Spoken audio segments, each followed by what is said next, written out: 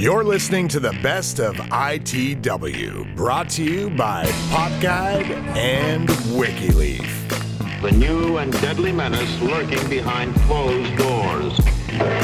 Marijuana, the burning weed with its roots in hell.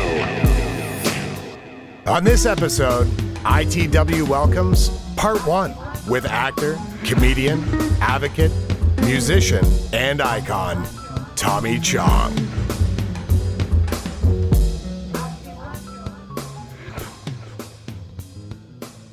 Scene 3, take 1. Stolen from Bubba. I'm just saying. Like you said that I could do that this you time. did say Well, you know what, And then man? you just grabbed it like you didn't even give me the opportunity. Oh, and then, you know, and then you fucked it up. I kind of forgot I said that. I may not have said that, though. Could we rewind the footage, please? Could we get it up on the screen? Yeah. All right, well, it's not working right now, so we're going to have to debate this later. But So next up, we're gonna recap the Tommy Chong experience that we had.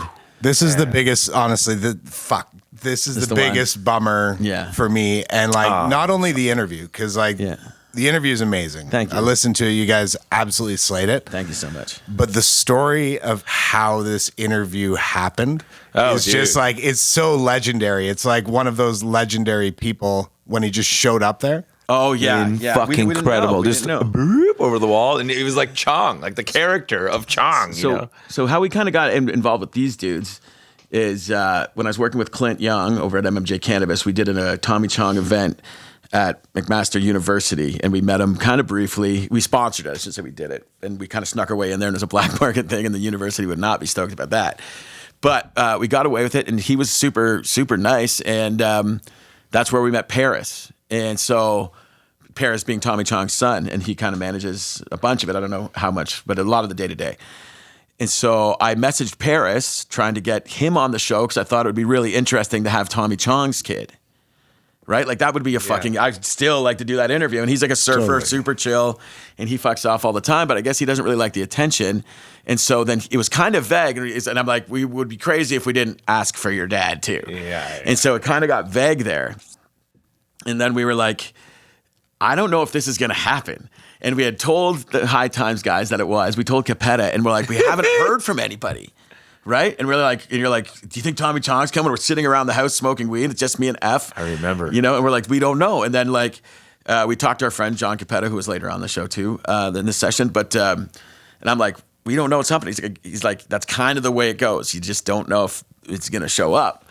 And then we're like, I think we were kind of like, I think you were kind of getting a little sad and thinking it wasn't going to happen. I definitely didn't think it was going to happen. Yeah. And then all of a sudden, like Bubs just said, this little white head popped like over the fence. It's like, is this the place? It was amazing.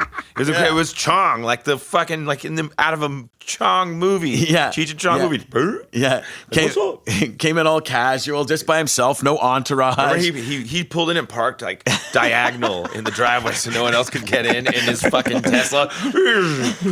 What's up? It was like, what? So crazy. I know.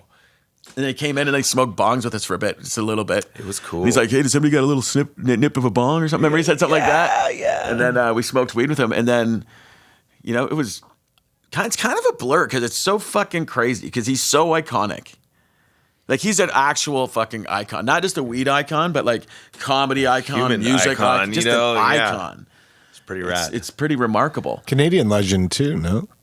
Yeah, originally Canadian, and we found out on that. I think Alberta, Edmonton was where he was born, and then moved to Vancouver. I always thought he was in Vancouver. And I like that he dove deep into his music career. Yeah, me too. Pre-comedy. Sorry, guys. It's fucking rad because that's a pretty impressive part of his life. And I was psyched too when we were talking about how he had sold 30 million copies of Cheech and Chong records and stuff, and that we touched on the Christmas record, and Cheech has a song he sings on there, and I started singing it, and he joined me, and in my head I was like, oh my God. And like you kept singing it along with me, so I sang it out. It was really cool to see. I mean, there were so many cool things about that conversation because when he found out we were musicians musicians, there was. That's why it ended up, I think, becoming like a two-parter because he just started. It was just talking about touring and jamming and so many relatable things. finding out that he, who was it? Diana Ross. He went on tour with Diana Ross. Like he had a whole career in Motown before and all of that kind of stuff. He gets into, but it was really nice seeing you. Not only fanboy, because you kind of fanboy out a lot, but you turned into a little kid. I felt like a little kid talking. And then when you started talking about, having like a Mexican American hero, and all that kind of stuff, it was what a sincere moment and kind of a cool thing to get to witness. It's wild, it's wild, dude. Yeah, it was cool, man. Like I can't memorize the lyrics to Cheech and Chong songs. Yeah. You know what I mean? So it was just totally surreal to me. It was cool, man. Yeah. And it was like you said, he was like weed Jesus.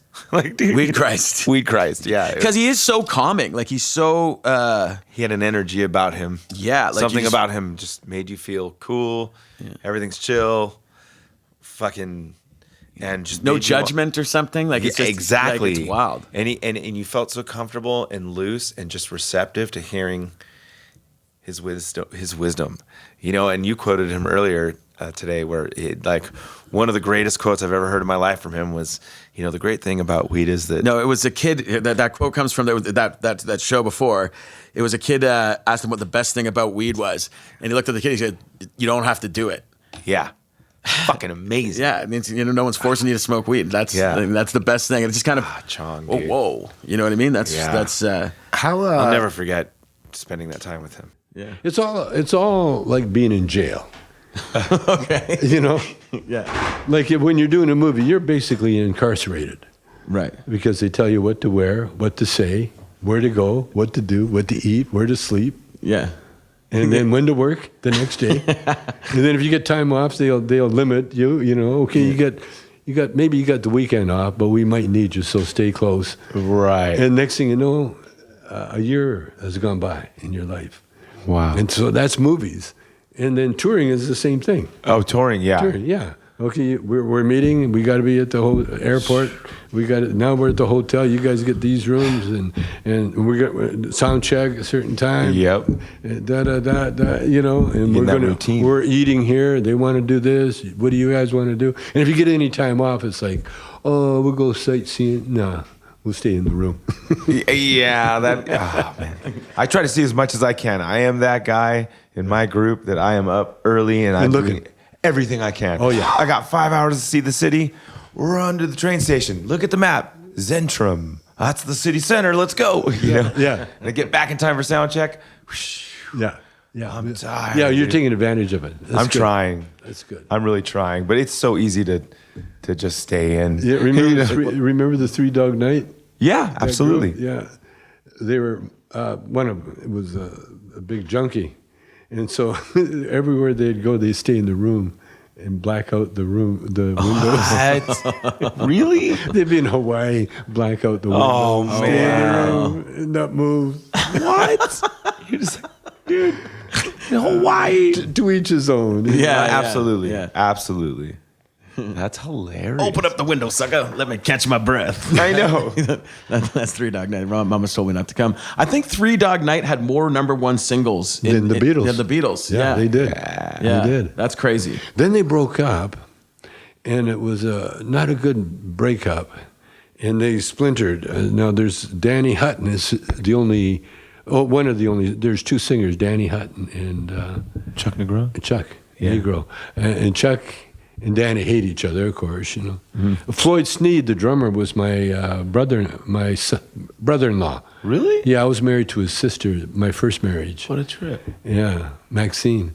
And so I've known Floyd. In fact, Floyd, my band was the first band he ever played in, drumming.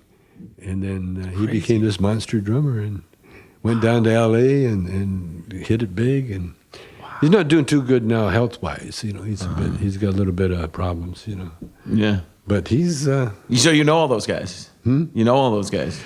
Yeah, a bunch of them died. Corey Wells, Jimmy, and the guitar player, I think.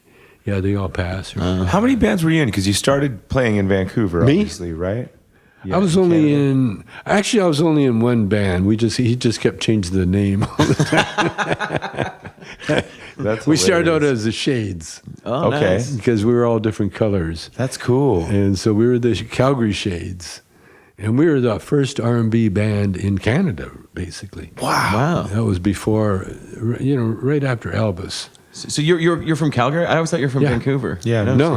Oh, sorry. Okay. Calgary originally, or Edmonton. I was born in Edmonton. Oh, wow. Then raised in Calgary, basically. Yeah. Calgary. And then we got deported to Vancouver. What? How did that happen? We got kicked out of Calgary. What? For what? Isn't that funny? Yeah. Yeah.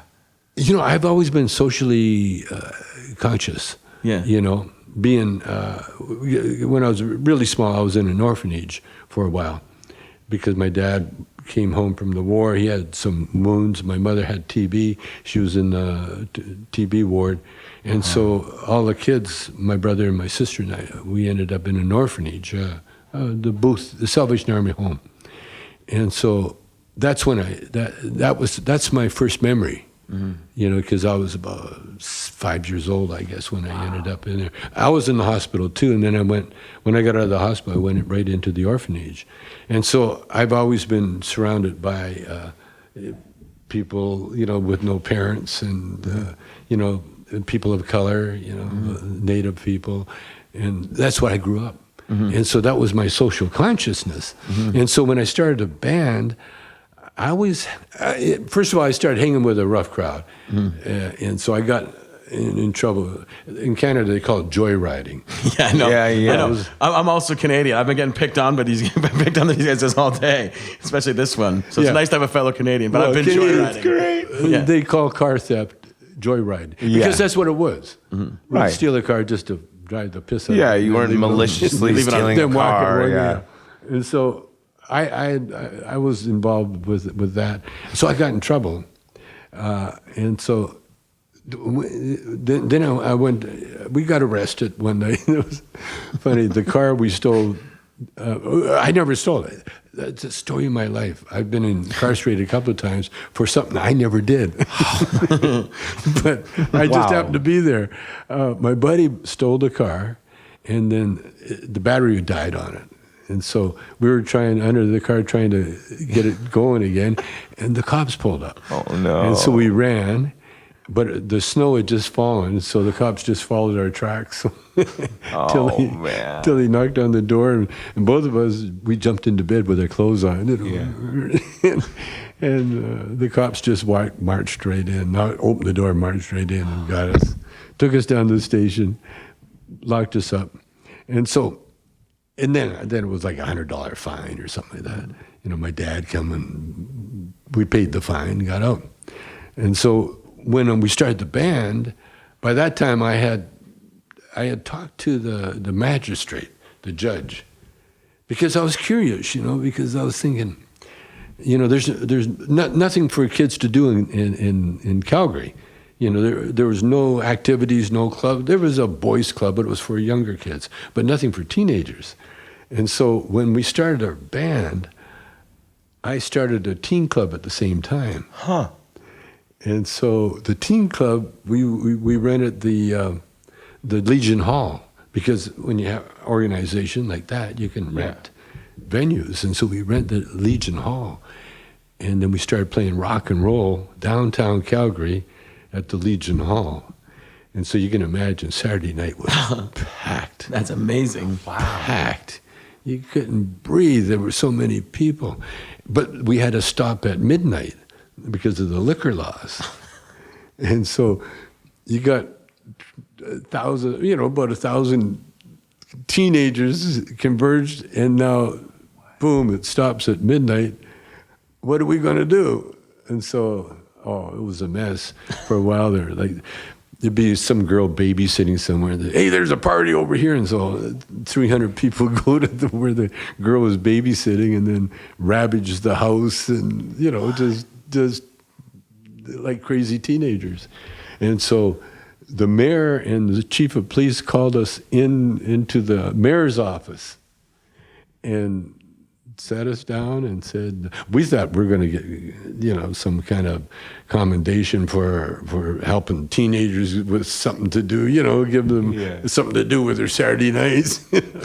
And the mayor, Don McKay at the time, he was the guy that started the white hat thing in Calgary, and the chief of police, and they were all there. And they said, wow. They said, you have to leave town. What? Get out of Dodge.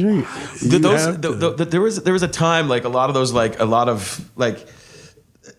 Canada was a lot like the Wild Wild West. Yeah. Like a lot like when Ronnie Hawkins and those kind of guys were touring around. Like it was pretty like, because it was city to city and there was nothing in between. So there was like in those times, like when the band and stuff like that. Yeah. Because the band obviously they backed Ronnie Hawkins before Bob Dylan stole them, and so they were like playing the Horseshoe all the time and stuff like that. But really similar stories. So, Hawkins and I, they were the East Coast band. We were the West Coast band.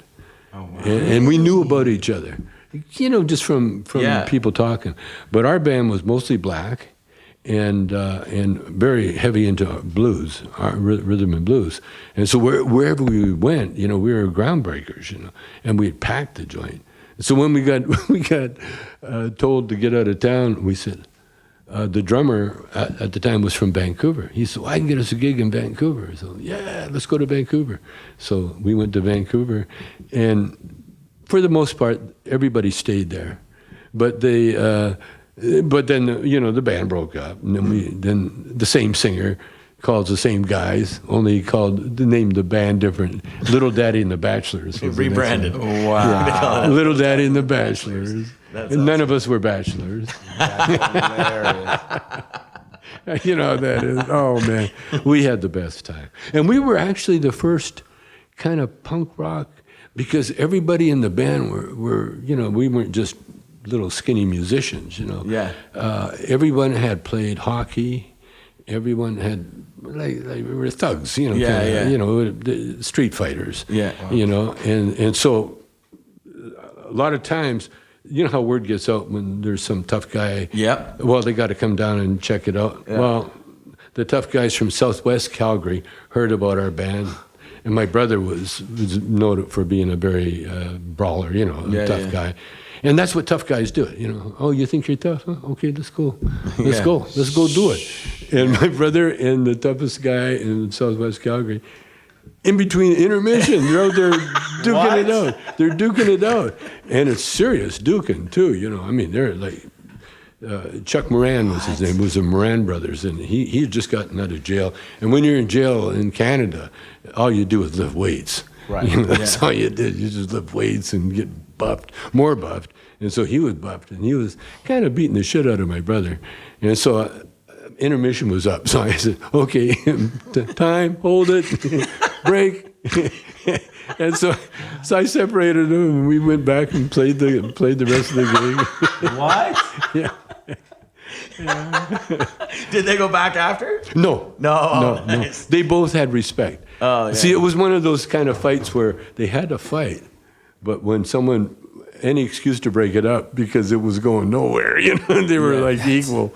Unbelievable. Oh yeah, no, and so our band, everybody in the band was and like the singer, Little Daddy was he could have been a pro football player until he fucked up his knee, but he was one of the fastest humans on earth ever. He could outrun a horse for 40 yards.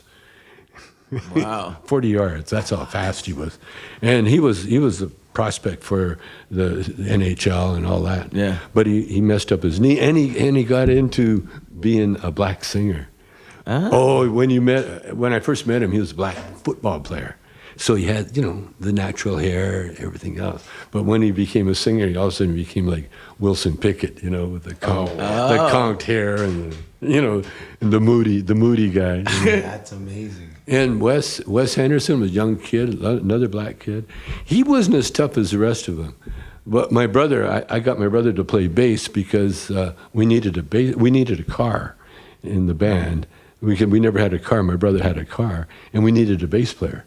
And so I said, hey, you can be the bass player. So he took a couple of lessons and started playing bass.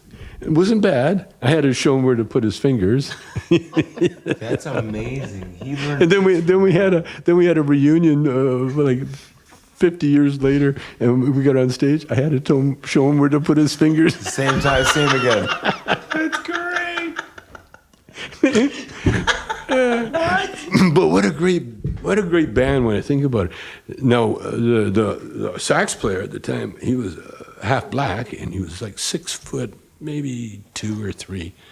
Big an artist, incredible artist, but another football player. In fact, my brother was on the football team. Pete Watts was on the football team, and Tommy. They were all on the same football team. My brother was like a linebacker. So we all got all together, and so we would play these venues, like we're kind of prejudiced, because if you get outside of Calgary, you're in Nazi land. Yeah. Oh, yeah, For real, yeah. when my Video Dead, one of my bands, we played Olds, Alberta. Lethbridge, I think. Lethbridge, yeah. And we was sitting there with Barney. We went to dinner with like these people from town and with the promoters and stuff like that. We heard that the KKK is still around there. We're kind of like laughing. We're like, is that a thing? Because it's kind of unheard of where we're from. Oh, yeah. And they're like, yeah, but if you knew our native problem, you'd understand. We're like, oh shit, I'm having dinner with this shit.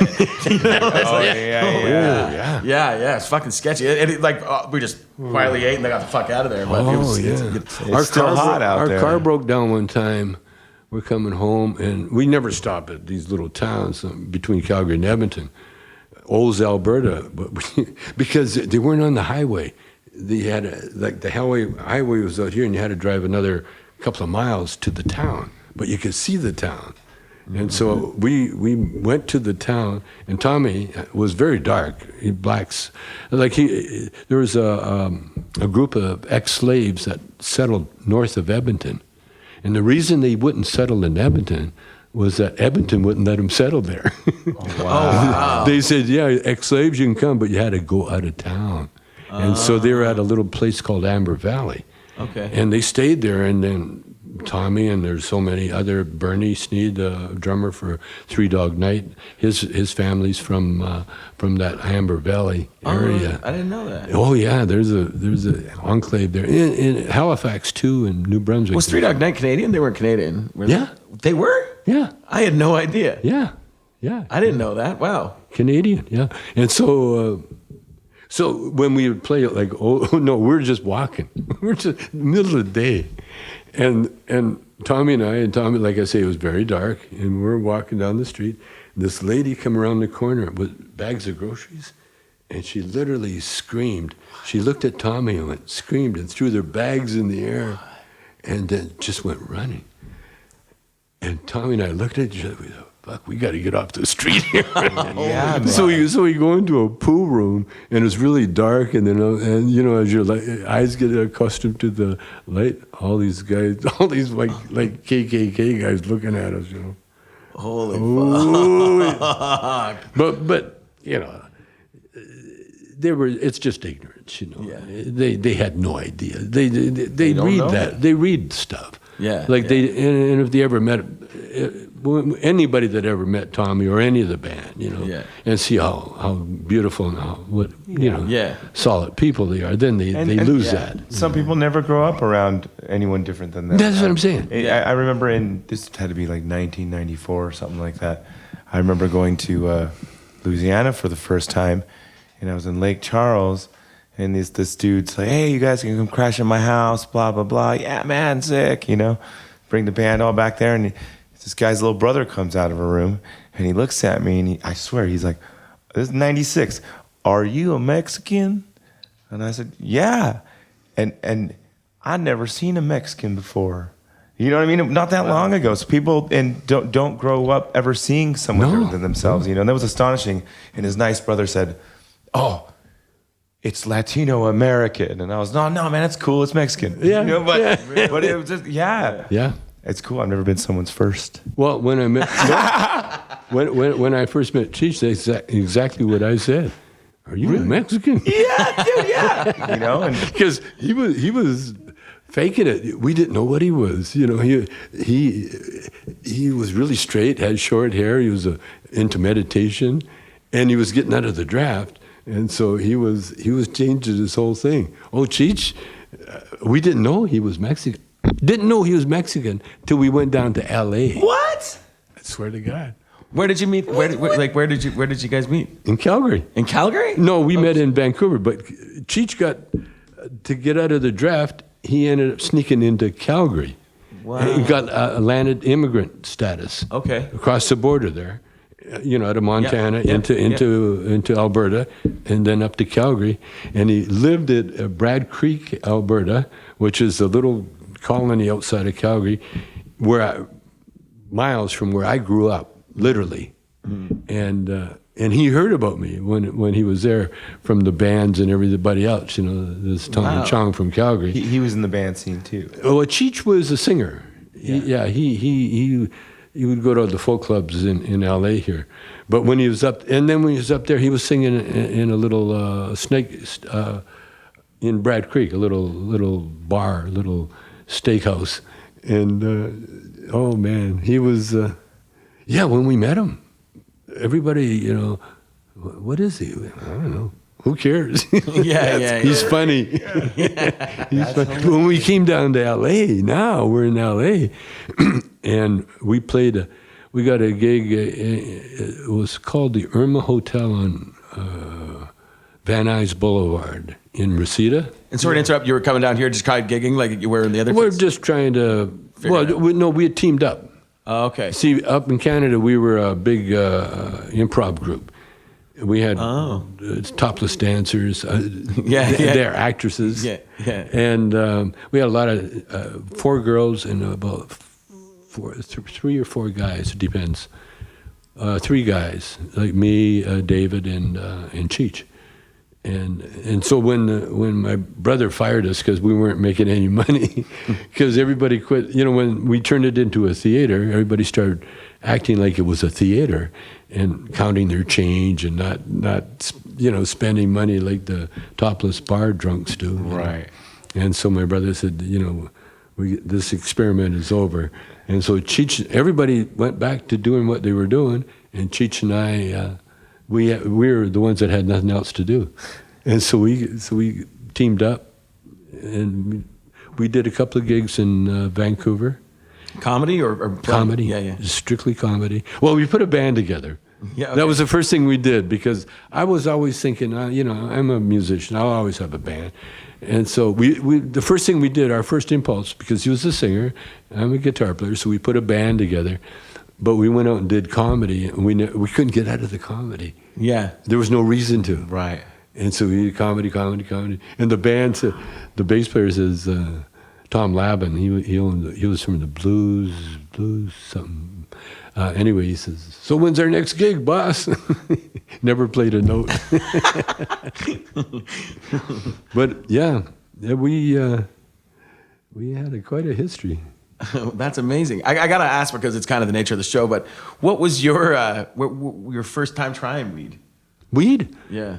I can tell you exactly. I was 17 years old. Okay. We were in a little jazz club. The bass player, a jazz bass player named Raymond Ma, Chinese. He came back from L.A. and he had a Lenny Bruce record and a joint. And he says, "This is for you." And I put the joint in my pocket, and so he lit up his own joint. And I got high for the first time. Wow. And what an experience. Did you listen to that Lenny Bruce record? Later. But that night I listened to Ornette Coleman. Ornette Coleman? Yeah, he's a sax player, and he played a song called Lonely Woman. And I literally could see this woman on a balcony just smoking and looking out. She's very lonely. It just came. Wow. And after that experience, then I went home and I had the whole joint, and I just smoked a couple of tokes every day for a month. Just toking up. Wow. Took a little toke, put it out, and listened to Lenny Bruce. And that's what really got Cheech and Chong. Yeah. Yeah. Yeah. Wow. Eventually ended up being Cheech and Chong, because that's an album I just listened to every day until it was like burned into my skull. It was so funny.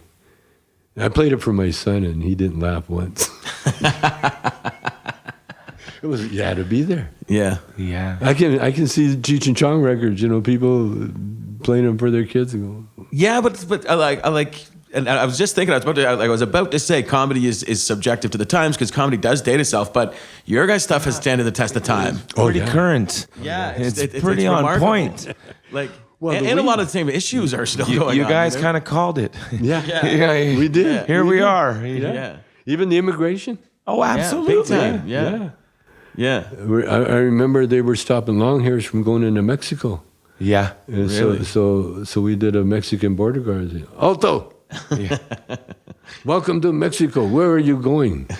So good. We used to laugh at that. So, welcome to Mexico. Where are you going? So good. Mexico.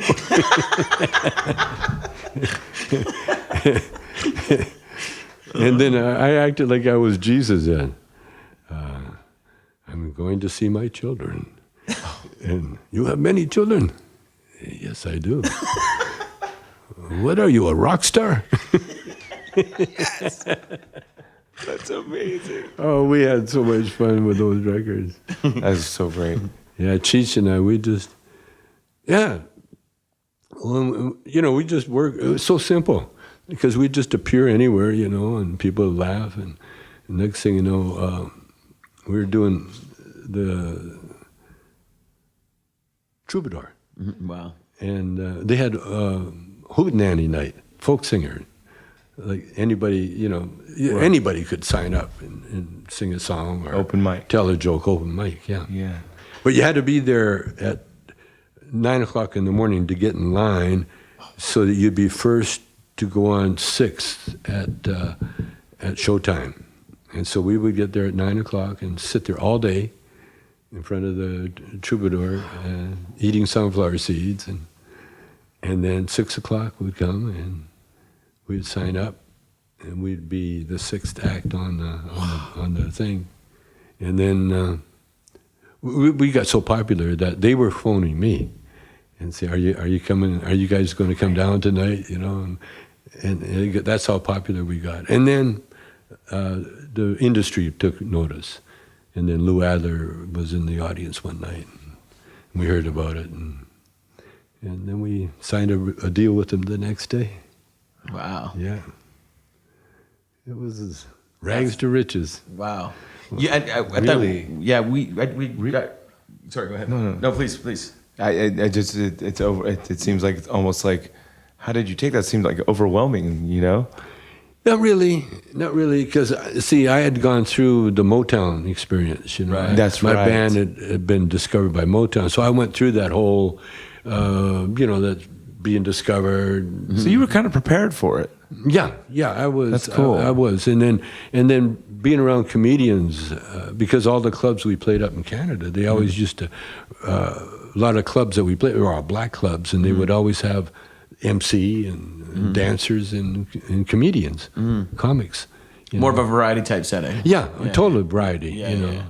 Yeah. There's one comedian from Seattle, a black guy named Sir Pineapple, and that's what they'd come on. They wouldn't do too much time, maybe 15, 20 minutes. Yeah. Just hit them with some really good, funny comedy, or they would MC it. But at the time, you could get acts for next to nothing. Yeah. And so, everybody worked. You could work. And so when Cheech and I went to L.A., I knew Red Fox from the Motown days, and so we got it right into the clubs right away, and it was so much fun. We had the best time. Because when you hit a club with a good solid act, and you're up against these, these kids that are trying to be comedians or acts that are so bad that they can only do open mic nights. Right. Yeah, they're the only ones that would let them have it, and everybody's, their acceptance thing is quite low. You got to put up with a lot of weird shit, And then when Cheech and Chong would come on, we would hit them with some really solid material, and so we were always the star where we went. That's cool. That's so cool. That was. That's a lot of fun. I feel like you're kind of one of the first groups to, or maybe popularize kind of there's a lot of comedians now that have mixed music with comedy and it's writing songs. And you came from a songwriting background, obviously first, but I feel like you kind of maybe set the pace for that.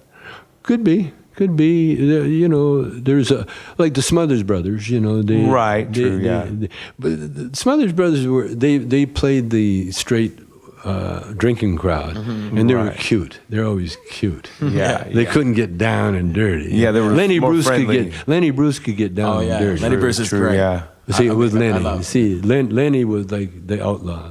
Yeah. One time, Lenny, what's her name? The black singer. Pearl Bailey. Pearl Bailey is one of those, entertain everybody and everybody having a good time. And there's Lenny Bruce in the house. Lenny, come on up here, Lenny. Well, when you're an outlaw comedian, you can't change over just because someone says, "Hey, Lenny, come on." And Lenny said, "That's not a good idea." He goes, "No. Oh, Lenny, don't be like that. Come on up here." So Lenny gets a fire extinguisher and he gets out and he sprays Pearl Bailey with that foam. Holy shit!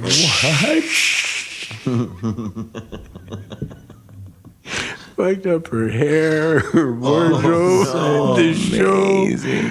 But People must have been losing their minds though.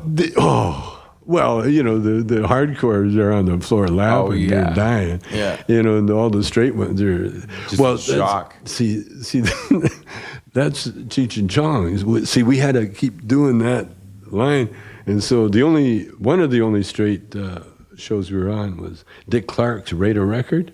Oh. He wanted us on there because we were selling records, and so I told Dick, and the producers, I said, "Listen, we're going to tear the set up. So, just don't get in the way. I don't want anybody to get hurt.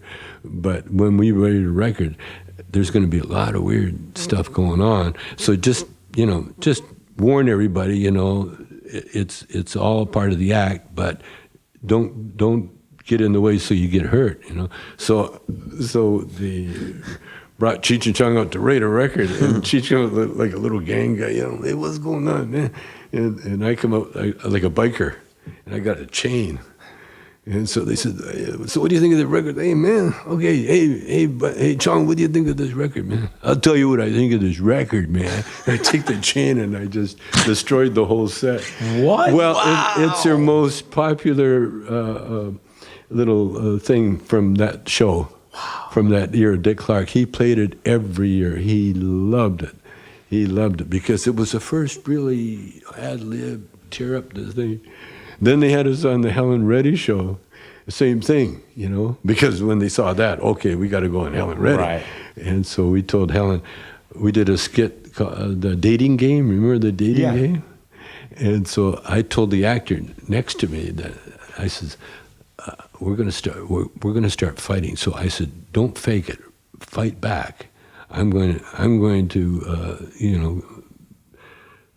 we got to make it real. I said, so whatever I do, I said, it's not acting, it's for real. And he was cool. He goes, yeah, okay.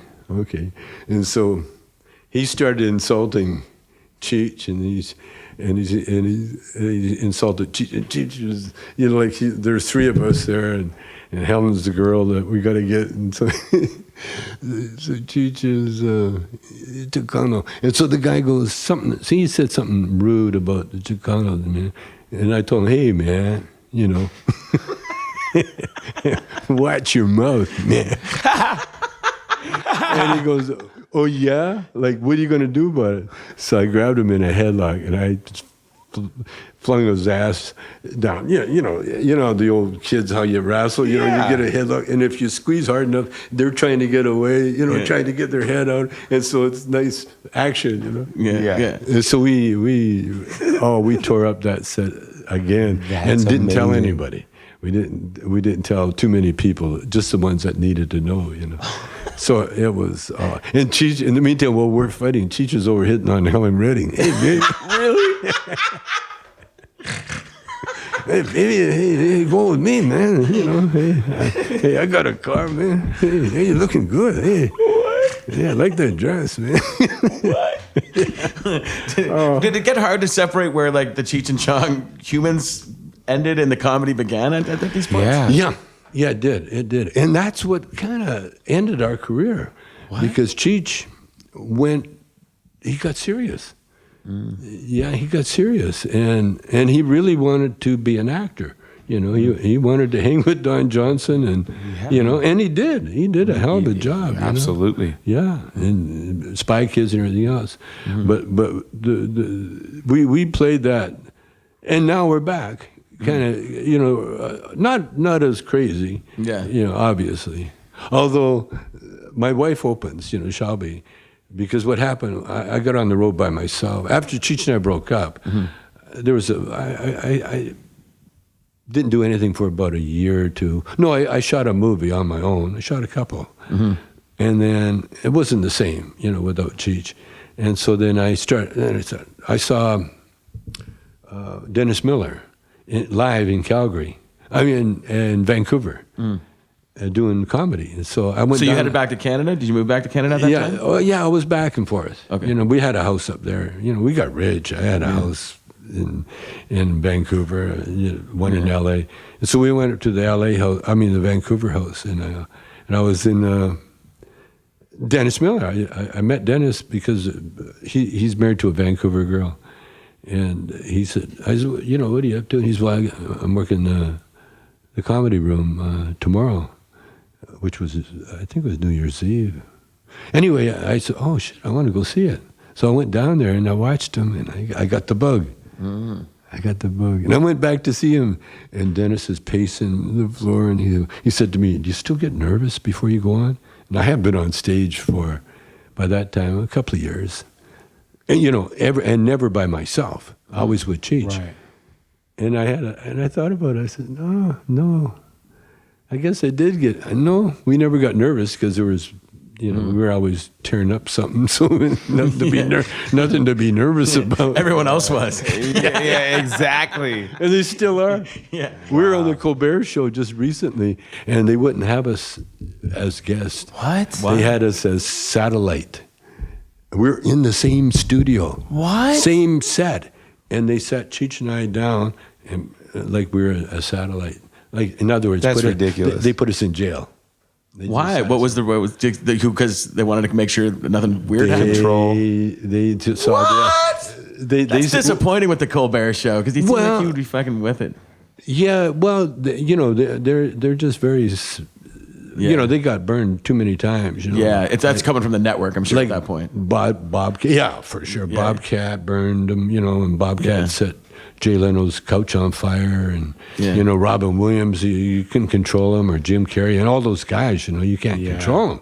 Yeah. You know, and so they thought Cheech, and they knew our history, so right away Cheech and Chong were like in jail. Yeah. We were like sitting there, we couldn't move. Yeah.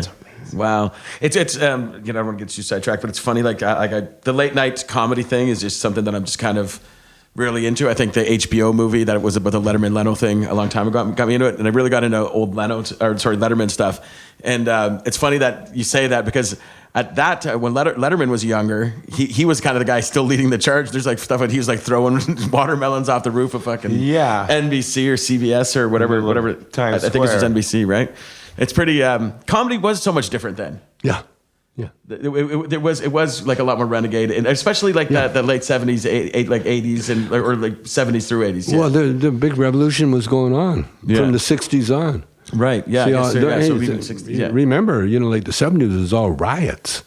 You know, L.A. was burning, and if L.A. wasn't burning, Washington was burning, or Detroit. There were riots all from the 60s on up. Yeah. Right after Kennedy got nailed. Wow. Then the riots started happening. And, you know, the L.A. riots, the Watts riots. We forget about that. But totally. You know, when I went to Detroit to play with Motown, Detroit was smoldering. It was in ruins. It was like a war zone. Wow. And there were signs up there. One sign says Soul Brother, S-O-L-E, brother. That was great. Oh my God, that's so great. And burned to the ground. Fuck. Yeah. My girlfriend, now wife, Shelby, who's on the road with us, she was my girlfriend at the time, and she was pregnant, and she followed me, or she came with me to Detroit, and she's just a little angel, a little blonde angel, blue eyes, and she would get on the bus in the ghetto and take it downtown to another ghetto. And she looked like a mirage, wow. Little white girl in this little cute outfit waiting for the bus. That's amazing. Oh, they were like, it was war zone, I mean, they kind of thought I was something, not white, but they thought it was something, But there's no mistaking the other guys in the band, the guy that wrote the song with me, he was super white from Vancouver, and he would get hassled all the time by the black militants, Really? Like one time, Bobby Taylor, the singer, had him in this is Linwood. This is where the riot started. This is where the Detroit riot started, a little restaurant there, and Bobby's in there, and Tom Baird, the white kid from Vancouver, never had chitlins before. And so Bobby talked him into ordering some chitlins. And Tom took a bite and goes, ugh, disgusting.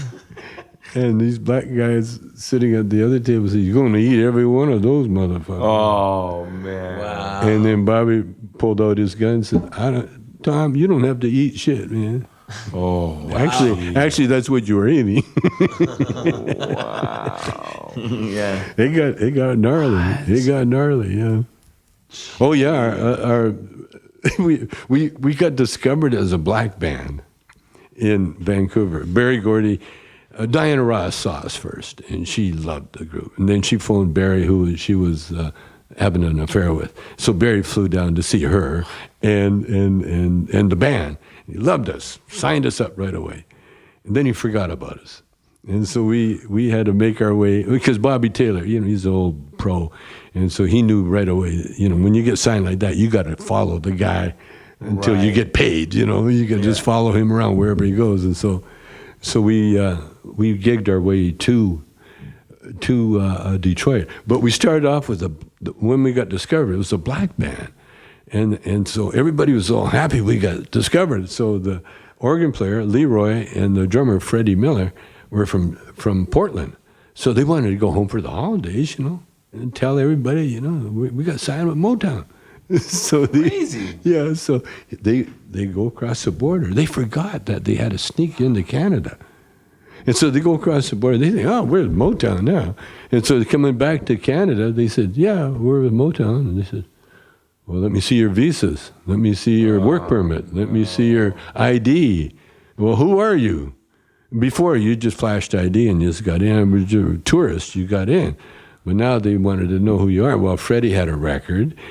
Leroy never had a permit or anything else. And the minute one of you is dirty, then boom, you're both out. And so they couldn't get back in. And so we had to replace them with white guys from Vancouver. Oh, wow. What? And so what started out as a black band ended up mostly white. For Canadians. Oh, man, it was funny. They got robbed one time in Chicago. We all played the Chitlin circuit, with the song. And there again, these are little white guys from Toronto. And they're in Chicago, and they're just walking down the street, got mugged. Oh, man. Broad daylight. And so they went to the cops. The cop says, are you going to press charges? And they said, yeah. He said, are you sure you're going to press charges? Because if you're going to press charges, I know who robbed you. I can go get him right now. But if you're not going to hang around for the court case and press charges, then there's no need for me to do anything. And so they thought about it, and they said, no, we're not going to press charges. They let it go. Wow. Yeah. Wow. Whoa. Holy shit. I know. What? Oh, I got some really good war stories from the road, being with Motown. Yeah. After we had our hit record, we went on tour with Diana Ross, and we went all through the South, and it was on a bus, sitting up bus. No, it wasn't a tour bus. Yeah, it was a passenger bus. It was an old passenger bus. And I found a little spot in the back where you could hang your clothes, and there was a little area below, and I got a couple of pillows, and I got a little bed there. Wow. And at first everybody said, "Oh, man, what are you doing?" Yeah. And after that, I couldn't get in there because there was always someone in there Someone before me. sneaking in there. Oh, the rest of the band. Wow. No, we had a hell of a time, man. Wow. Diana Ross. That's fucking crazy. So you and Cheech, what year, so you and Cheech split up, and then so most of the 80s you're kind of... We split up probably 84. 84. What we did, our last movie was in 81, which was the Corsican Brothers. Right, Yeah. right. And in the Corsican Brothers, we split up. Right, yeah. We literally split up. Wow. We have an argument. I think it's that way. No, it's that way. And I think so. He went to Spain, and I went to France. I became a revolutionary. He became a Spanish food connoisseur, for want of a better word. And then we joined up again. But in the Corsican Brothers, that was one movie. Cheech didn't really want to do the Corsican Brothers. Okay. And he said, "We can't be doing the dope movie anymore." And so I said, "Fine, no problem with me, because I'll try something new." Yeah. And the Corsican Brothers was perfect, to try it. And we did. We had a good time, and it worked. And but by that time, Cheech was really on to me, my directing thing, the way I directed him, because I would get him talking about his past and everything else, and he'd tell me a funny story, and then we'd put it in a movie. And that's how we would do it. I always kept it near the funny, the family thing. And so we always had that great humor. But for acting, he was just really playing himself, all the Cheech and Chong movies. That's what made him so good. That's what made him so real. That's just how he was. Yeah, well, he could take on that lowrider persona so good. The way that happened, it was weird because, like I said, when he was in Calgary, dodging the draft, he was this like a university graduate. He talked like one, English major, and he was very anti, as far as you could get for a lowrider as possible. Right. Totally educated, and that's what he gravitated back to, because he was the first Jeopardy champion, celebrity champ.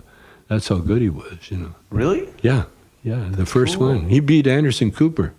What? Yeah. Dang. Yeah, he's had a photogenic memory. He's not so good now, but through age. But yeah, and so when we got to LA, and we're playing in Reseda in this little club, and it was a dance club, and the people had to stop dancing to watch our show, and that pissed him off, And so it wasn't that Comedy Store audience. It was that, right. What do we got to watch these guys for? And so we did one show, and then the second show I told Cheech, I said, "No, listen, man, you got to come. You're from here." I said, "There must be a character that you can pull up."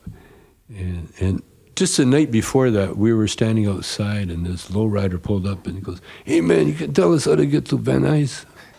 And we say, "You're on Van Nuys." He goes, "Oh, okay, thanks, man."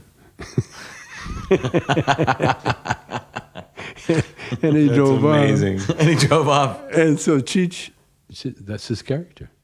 Right. And then I showed him this bit that Sir Pineapple did, where you wipe down a car so you can create a car, just out of thin air. Right. And just by cleaning it off, the windows, And next thing you know, you got a car, and then he opens the door, he gets in, he's in a lowrider. See? And so I showed him that bit, and then I was the red freak, hey, red freak, want to ride, man? Yeah. And that was history. That was what, 40 some odd years ago. Wow. Yeah. And like you say, it's still And you Totally relevant. Yeah. You said so I had the pleasure of help working on an event, not with you, but we sponsored it, the company I was with at the time. And you said at that event, it was a thing at McMaster University in Hamilton, Ontario, that off the first record, you guys probably wouldn't have had to work again. Perhaps. Yeah. Like it did so well. You sold, what was it, 30 million copies? I can't remember the number. It was something fucking wild. Some crazy numbers. Yeah. If the thing is, back in the day, the record companies owned everything, and that's the way it was, and it was the movie Up in Smoke was the movie. If we had a decent share, there wouldn't have been any more movies. Yeah. But thank God, we never. And thank God we still have to work, Wow. Because there's nothing like work. It's so much fun, especially, I got my wife. Well, what happened when Cheech and I broke up, I was out there by myself. And it was okay on stage, but off stage, oh man, I got a beautiful woman wandering around L.A. alone. Yeah. It's not going to be long before she finds a friend. Yeah. And so I said, if this is going to work, I got to have to bring her with me. Yeah. And so she was acting at the time, and so I said, how about if I put you in the show? She said, okay. And so she started up just introducing me. And then start doing bits, and then start doing her own bit. And now she does 25, 30 minutes in front, and then in between Cheech and Chong. So really? she's a solid comedian now. That's so cool. She's so good that It's really cool. that I told her that she should start thinking about doing solo work, because she's got the chops. Yeah, cool. Because that's all it takes, You just got to do it enough times, Yeah. And she's so beautiful, and Cheech, well, we're both like glad we have something to do, and it's so relevant still. It's Because so many of our contemporaries, they quit. This episode was presented by Pot Guide and WikiLeaf. Please follow ITW on Twitter and Instagram at GetIntoTheWeeds. You can follow Ben Rispin at Ben Rispin. You can follow Ephraim Martinez Schulz at FByStereo. And me, Bubba Nicholson, at Bubba Nicholson. ITW's theme music was written by Jacob Bergsma of My Son the Hurricane. Visit them at www.msthofficial.com. Special thanks to our friends at Puff Digital, Program Skate and Sound, and the Slide Bar in Fullerton, Orange County. Sound engineering provided by Roman Marconi at Halo Studios Hamilton. ITW was created by Ben Rispin and is produced by Master Volume.